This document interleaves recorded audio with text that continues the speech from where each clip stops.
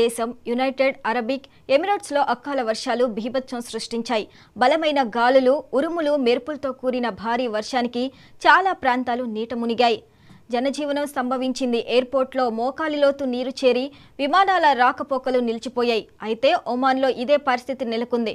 కుండపోత వర్షానికి రోడ్లు జలమయమయ్యాయి. వర్షం దాటికి ఒమాన్లో 18 మంది చనిపోయారు. పలు భవనాలు ధ్వంసమయ్యాయి.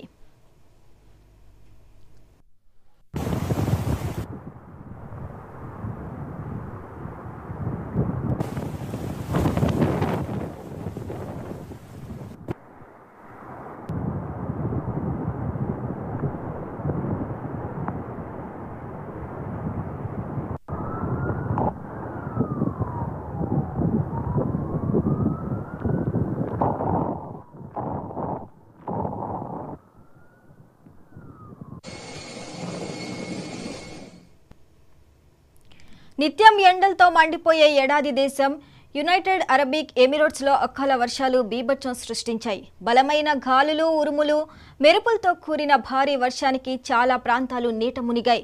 జనజీవనం స్తంభించింది. ఎయిర్పోర్ట్లో మోకాలిలోతు నీరు చేరి విమానాల రాకపోకలు నిలిచిపోయాయి. అయితే ఒమాన్లో ఇదే పరిస్థితి నెలకొంది.